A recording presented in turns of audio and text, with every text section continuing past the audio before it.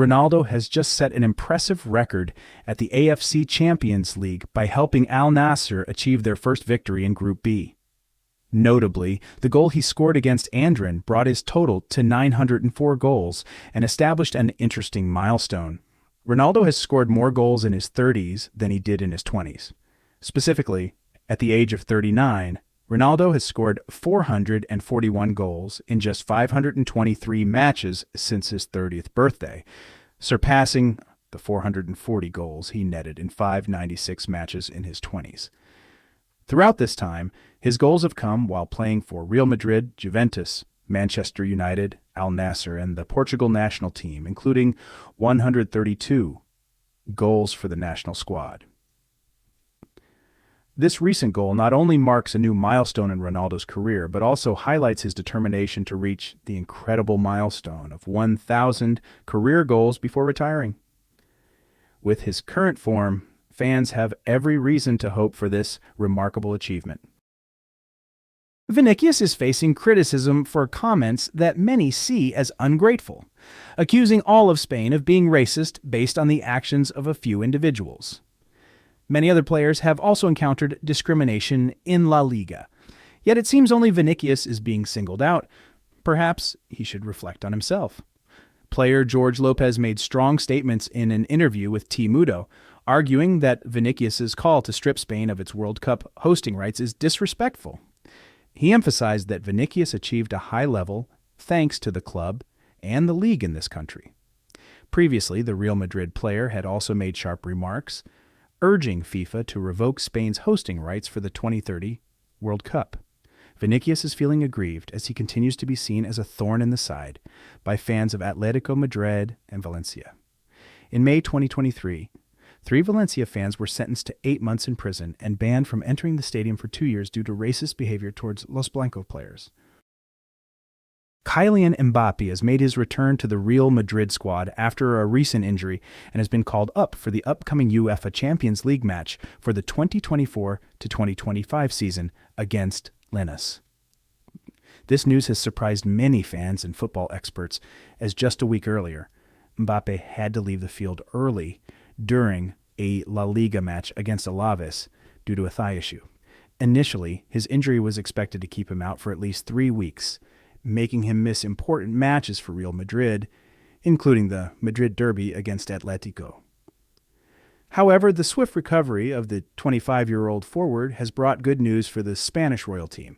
Head coach Carlo Ancelotti decided to include Mbappé in the squad for the away match in France against Lens on Wednesday night. This decision not only reflects Ancelotti's confidence in Mbappe's recovery, but also underscores his importance in Real Madrid's tactics.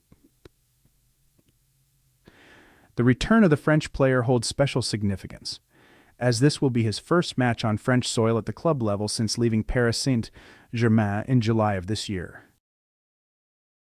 Atletico Madrid is facing disciplinary action due to the behavior of their fans.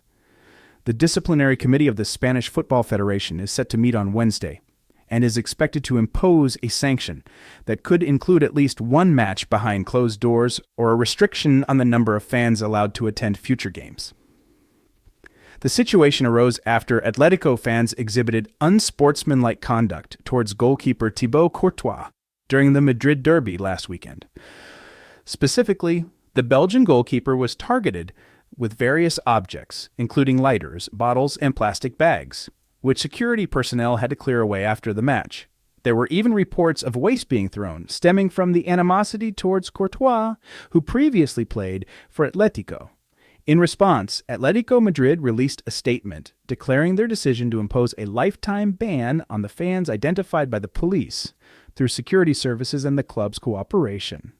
The club affirmed, "We will continue to work with the authorities to identify those responsible for throwing objects, and all individuals involved will face a permanent ban from the stadium." Antoine Griezmann has bid farewell to the French national team with deep emotions. "I officially announce my retirement from the national team," the Atletico Madrid star shared on his personal page. "Wearing the national team jersey has been an honor and a privilege." Griezmann made 137 appearances for the French national team, scoring 44 goals and establishing himself as a key player in coach Didier Deschamps' tactical setup. Alongside the team, Griezmann won the 2018 World Cup, the UEFA Nations League in 2021, and reached the finals of Euro 2016 and the 2022 World Cup. Although the captain's armband now belongs to Kylian Mbappe, Griezmann has always had a voice and earned respect in the locker room. He also set a record with 84 consecutive appearances for Les Bleus, emphasizing his position in the national team over the past decade. Currently, at the age of 33, Griezmann continues to maintain high performance, contributing 7 goals for Atletico Madrid this season, including 3 goals and 4 assists across various competitions.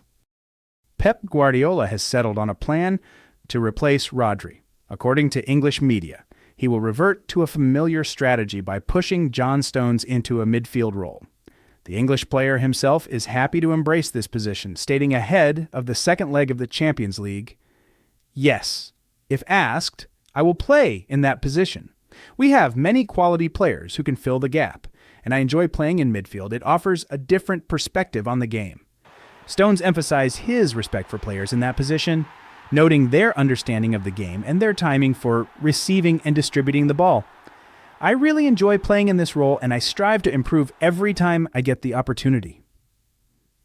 There have been times when Stones was allowed to play as a true holding midfielder, and he has proven his ability in both breaking up play and distributing the ball effectively. While comparing him to Rodri may not be entirely fair in terms of stature, it's clear that currently Man City cannot find anyone else to fill the void left by the Spanish international. John Stones will step into his new role for the first time this season as Manchester City travels to Slovakia to face Bratislava in their opening match. The English team previously drew 0 with Inter Milan at home. Mario Balotelli is set to escape the shadows of unemployment as he engages in positive talks with a third-tier Spanish club, Primera AF. Specifically, Balotelli had a phone conversation with the club's representatives on September 30th, where they reportedly extended an attractive offer, including a potential 2-year contract, despite being 34 years old and not at his peak form. Balotelli has demonstrated impressive goal-scoring ability, netting 7 goals and providing 1 assist in 16 matches for Adana Demirspor in Turkey last season. His contributions also include performances for the Swiss national team and the Italian squad. If this transfer goes through, it could be a significant boost for the Spanish third division. Balotelli's unique personality and established talent are expected to draw attention from fans and the media alike. However, he is also known for his off-field controversies. Earlier this year, he made headlines on social media with a video of him setting off fireworks and jokingly threatening his teammates in the changing room at Adana Demirspor. Gianluigi Buffon has officially tied the knot with Ilaria D'Amico.